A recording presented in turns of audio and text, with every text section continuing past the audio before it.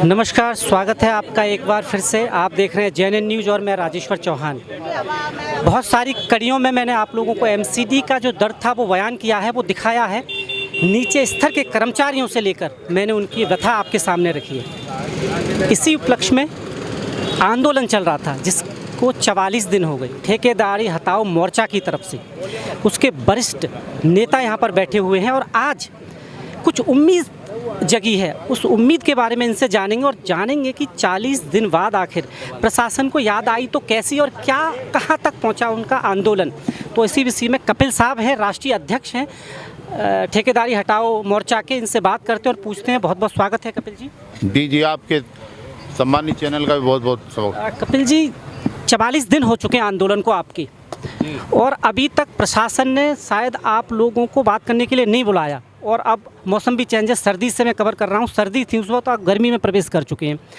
तो अब कहाँ तक पहुँचा है और इस वक्त क्या रिजल्ट है आपके आंदोलन का? आज हमारी 2 बजे मीटिंग होने वाली है। रिजल्ट का पता तो मीटिंग में से आने के बाद होगा, और मीटिंग में जो भी वार्तालाप मैनेजमेंट के साथ होगा उसमें क्या खट्टा और मीठा अनुभव रहेगा, उसके ऊपर हमारे सारे वरिष्ठ पदाधिकारी बैठ कर के समीक्षा करेंगे और तभी आगे के निर्णय का और आगे की गतिविधियों का संचालन कैसे होगा कैसे नहीं होगा तभी जा कर के बता पाएंगे। आज 44 दिन बाद शासन और प्रशासन की नींद खुली है और उन्होंने ठेकेदारी हटाओ राष्ट्रीय संयुक्त मोर्चा को लिखित में लेटर दे करके आज मीटिंग के लिए बुलाया। इसी कड़ी में मेरे साथ पूर्व एमएलए धिंगान साहब हैं और उनसे जानते हैं, वो कंटिन्यू इस आंदोलन के साथ रहें। पहले भी मैंने इनसे आपकी बात कराई है, एक बार फिर हमारे साथ हैं। धिंगान साहब, बहुत बहुत स्वागत है आपका। आज एकीकरण को आप कैसे देखते हैं, जो अभी तक अनाउंस किया है सरकार की तरफ से, आप इसको कैसे देखते हैं?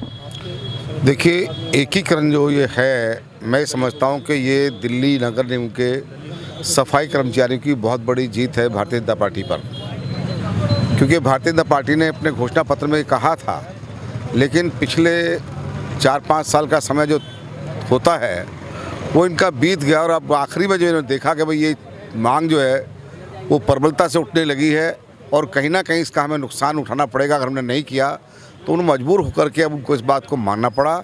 और मैं ये समझता हूँ कि ये कर्मचारी के हित में होगा। हालांकि जिस दृष्टि से जो आप सवाल पूछा था आपने कपिल साहब से, उसका भी मैं जवाब देना चाहता हूं कि उस दृष्टि से जब इसका बाइफिकेशन किया गया था, इसको डिवाइडेशन किया गया था इसका, तो मैं ये कह सकता हूं कि उस समय डिवाइडेशन करने के बाद शीला दीक्षित जब तक रहीं, इस नगर निगम के कर्मचारी को ना तो कभी रिटायरमेंट का पैसा रोका गया, ना कभी पेंशन रोकी गई और ना ही कभी 1 महीने की तनख्वाह रोकी गई। इससे ये मुझे महसूस होता है कि भारतीय जनता पार्टी को शासन चलाने में भी जानकारी ज़्यादा नहीं है, इसलिए वो इसे ठीक से रूप से चला नहीं पाए और पैसे की व्यवस्था नहीं कर पाए अपने बेस पे।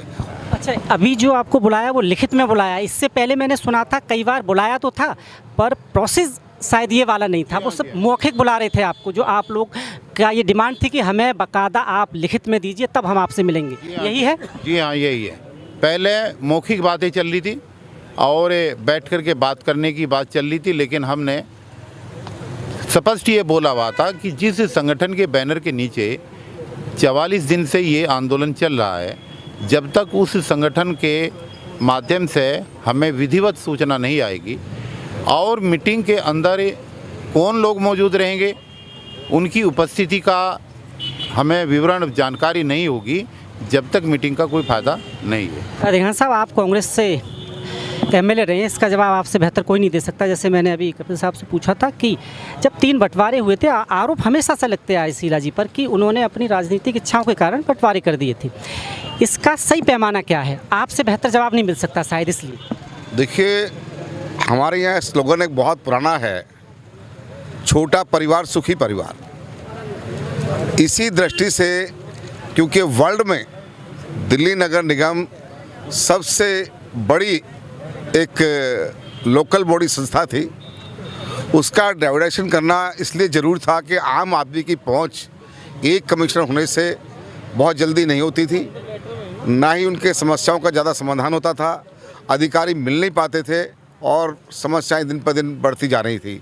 उसको छोटा करने के लिए, शॉर्ट करने के लिए इसका डिवाइडेशन किया था। ये ज़रूर मैं कहूँगा कि राजनीति के कारण भारतीय जनता पार्टी और आम आदमी सरकार, दोनों सरकारें यहाँ बनी, उनकी आपसी खींचातान में राजनीति के कारण यहाँ के नगर निगम के कर्मचारियों का हरास होता रहा, उनका दमन होता रहा, शोषण होता रहा। अगर इन सरकारों की नीयत ठीक होती तो मैं दावे से कहता हूँ कि उस समय जब शीला दीक्षित थी तब भी केंद्र में दूसरी सरकार रही थी, लेकिन कभी भी कोई पैसे की दिक्कत नहीं आई। ना कभी एलजी से झगड़ा हुआ, ना कभी सेंटर के किसी मिनिस्टर से झगड़ा हुआ, और पैसा ला करके ईमानदारी के साथ में वो इस शासन को, प्रशासन को चलाती थी, और कभी दिक्कत किसी को नहीं हुई। अच्छा दिघा साहब, मैं कह सकता हूँ कि ये जो नतीजा हुआ वो आपसी राजनीति का, जो गंदी राजनीति से कहते हैं, घटिया राजनीति कहते हैं जिसको, ये उस घटिया राजनीति का परिणाम है।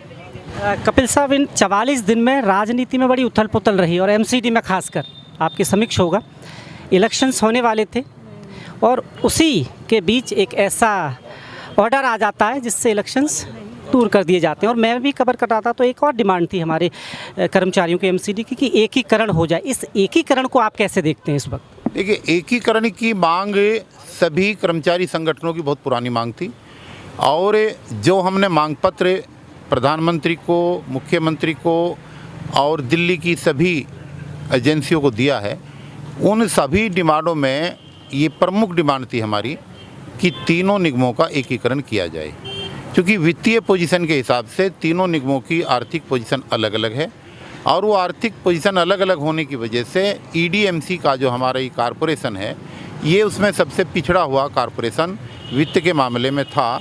इसलिए जब तक कि कॉरपोरेशन के पास पैसा नहीं होगा और जब तक जो है कर्मचारियों को जो मिलने वाले लाभांश हैं वो प्रॉपर तरीके से नहीं मिल पा रहे, तो इसका तो हम स्वागत करते हैं। हमारा मोर्चा दिल से स्वागत करता है देश के यशस्वी प्रधानमंत्री नरेंद्र मोदी जी का, भारतीय जनता पार्टी का, कि उन्होंने इस एकीकरण के पीछे जो है कम से कम इस कपिल जी, ये राजनीति के चलते ही सही, क्योंकि राजनीति तो है इसमें, पर कहीं ना कहीं इस राजनीति में अगर हमारे एमसीडी के कर्मचारियों को भला होता है तो ये दाग अच्छे हैं। बिल्कुल दाग अच्छे। हम तो कर्मचारियों के हिसाब से अगर देखें तो निश्चित रूप से इससे यूनिफिकेशन से लाभ होगा। एक तो समस्या ये थी कर्मचारी संगठनों की भी कि अलग अलग प्रशासन में अलग अलग तरह के लोग बैठे हुए थे, उनसे निपटना बड़ा मुश्किल था। पहले इस तीन एमसीडी बनने से पहले एमसीडी के किसी भी हेड ऑफिस से कोई ऑर्डर निकलता था, वो ए से लेकर के जेड तक सभी कर्मचारियों के ऊपर लागू होता था, एक जैसी पॉलिसी होती थी। लेकिन जब से ये तीन कॉरपोरेशन बनी हैं, अलग अलग मेयर्स ने, अलग अलग स्टैंडिंग कमेटी के चेयरमैन ने, अलग अलग राजनेताओं ने, अलग अलग वहाँ के कमिश्नरों ने अपना अलग अलग सिस्टम इन्होंने डेवलप किया था। उसकी वजह से जो यूनियन थी, जो अखिल भारतीय स्तर पर काम करने वाले ट्रेड यूनियन के संगठन थे, उनको भी जो है अपनी कार्यविधि में काफ़ी नुकसान हुआ और दिक्कतें आई हैं उस समय पे। आज आप अंदर जा रहे हैं मिलने, आप जिसकी वजह से आंदोलन कर रहे थे, आपको लग रहा है, उम्मीद है कि अंदर आपके हिसाब से बातें होंगी? हाँ, उम्मीद है। हम यहाँ पिछले 44-45 दिन से बैठे हैं शासन और प्रशासन की आँख खोलने के लिए। जैसा कि आपने देखा होगा, अभी दिल्ली में तीनों कॉरपोरेशन को एक करने की बात उठी है, तो इस धरने से तो गई है वो मैसेज हमारा, जो हमारी डिमांड पिछले कई सालों से, 8-10 साल से हम ये डिमांड कर रहे थे कि तीनों कॉरपोरेशन को एक कर दिया जाए। स्वागत कर रहे हैं इसका? मैं स्वागत करता हूँ देश के प्रधानमंत्री का, देश के गृह मंत्री जी का, जिन्होंने ये सफाई कर्मचारियों की तरफ ध्यान दिया है कि भाई तीनों कॉरपोरेशन एक कर दी जाए, तो कर्मचारी को समय पर वेतन मिलने लगेगा, समय पे उनके जो अंतिम लाभांश है वो मिलने लगेंगे। जैसे कि आप जानते हैं कि हमारे यहाँ पे ईडीएमसी में 6-6 महीने से वेतन नहीं मिला कर्मचारी को, 6 महीने हो गए, जो रिटायर हो गए उनको पेंशन नहीं मिल रही है, तो ये बहुत सारी समस्या। अब एकीकरण से उम्मीद है कि कम से कम सैलरी तो वक्त पे आ ही जाएगी। बिल्कुल। और हम जो है आपके चैनल के माध्यम से एक मांग भी करते हैं कि आप तीनों कॉरपोरेशन को एक करने जा रहे हैं, इसके साथ साथ जो है एक स्पेशल इसको पैकेज देके एक रिलीफ दिया जाए, जो कर्मचारी की देनदारी है उसमें इनको जो है फ़ायदा मिले कर्मचारी को। ये देश के प्रधानमंत्री जी से मैं अपील करता हूँ कि आप स्पेशल एक पैकेज भी दें। अच्छा कपिल जी, एक चीज़ और चल रही है, आने वाले टाइम में अगर एनडीएमसी जैसे है उसी के तहत अगर ये जो एक करके इस विभाग को एनडीएमसी के तहत सेंट्रल को अगर दे दिया जाए तो आप इसका स्वागत करेंगे क्या? देखिए, मेरा मानना ये है कि एक तरफा अगर डिसीजन रहेगा तो ज़्यादा बेहतर रहेगा। पिछले 8 साल से भारतीय जनता पार्टी और दिल्ली सरकार में आम आदमी पार्टी, इनकी एक दूसरे को नीचा दिखाने की नूरा कुश्ती चल रही है। भारतीय जनता पार्टी के मेयर ये कहते हैं कि आम आदमी पार्टी की दिल्ली सरकार का जो शेयर बैठता है, जो पैसा बैठता है, वो उन्होंने समय पर नहीं दिया। अगर वो समय पर पैसा दिया होता तो कर्मचारियों की बदहाल पोजीशन न होती। और आम आदमी पार्टी ये कहती है कि जो पैसे हमने दिए वो इन्होंने कहीं दूसरी जगह खर्च कर लिए। तो ये जो राजनीतिक प्रतिद्वंद्विता बन रही है दिल्ली के अंदर, ये इसका ख़त्म करने का एक ही तरीका है कि किसी भी एक एजेंसी को ही दिया जाए ताकि जैसे एनडीएमसी है वैसे दे दिया जाए। तो मुझे लगता है जो भ्रष्टाचार है और जो मेयर पद, बहुत सारे जो नीचे स्तर पे जो भ्रष्टाचार होता है, काउंसलर का इलेक्शन जैसे आप सोचते हैं, इनकी कोई इनकम नहीं होती।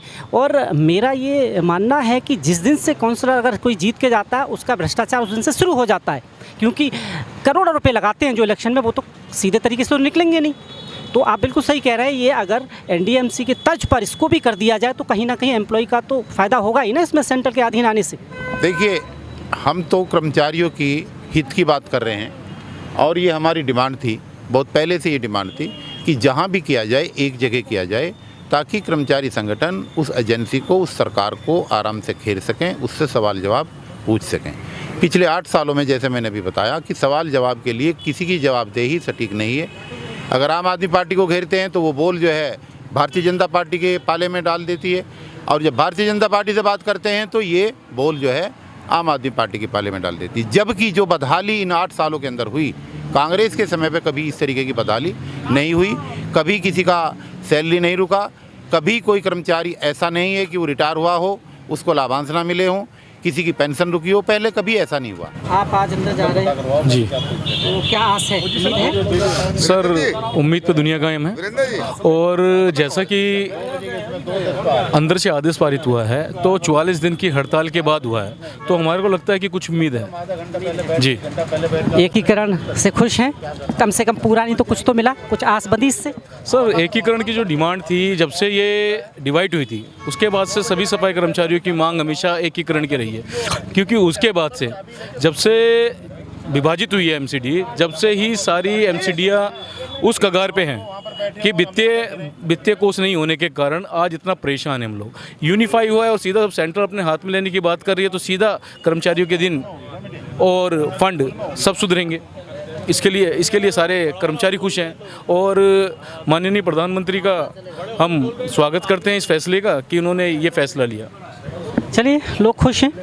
आप क्या कहना चाहती हैं? खुश हैं एकीकरण से? सर खुश है हम तो। हमारी खुशी तो तब होगी जब हमारे जितने भी कर्मचारी 20 से 22 साल हो गए परमानेंट नहीं किए गए, ना शिक्षा विभाग है ना ही डैम्स में, उनको पक्का कर दिया जाएगा तो सबसे बड़ी खुशी हमारे लिए वो होगी। अब दिल्ली एक हो चाहे 3 हिस्सों में रहे, उससे हमें कोई फ़र्क नहीं पड़ता। हमें फ़र्क पड़ेगा जब हमारे लोग परमानेंट हो जाएंगे और हमारी जो सैलरी टाइम पे आएगी, जो हमारी पेंशन है वो टाइम पे आए। पर कपिल जी, एक चीज़ और, जब आपने कांग्रेस का नाम लिया तो ये सब जानते हैं कि जो 3 बंटवारे थे, ये आरोप है कांग्रेस पे, शीला जी पे ये आरोप लगाया जाता है कि उन्होंने अपनी इच्छा के चलते, राजनीतिक इच्छाओं के चलते इसका बंटवारा कर दिया था, क्योंकि उनका ये मानना था कि उस वक्त कांग्रेस एमसीडी में बुरी तरह हार रही थी और उन्हें लगा कि 3 अगर बंटवारे करके किसी एक में तो हम अपनी सरकार बना लेंगे। ऐसे आरोप उन पर लगते रहे अभी तक, इस पर आप क्या कहेंगे?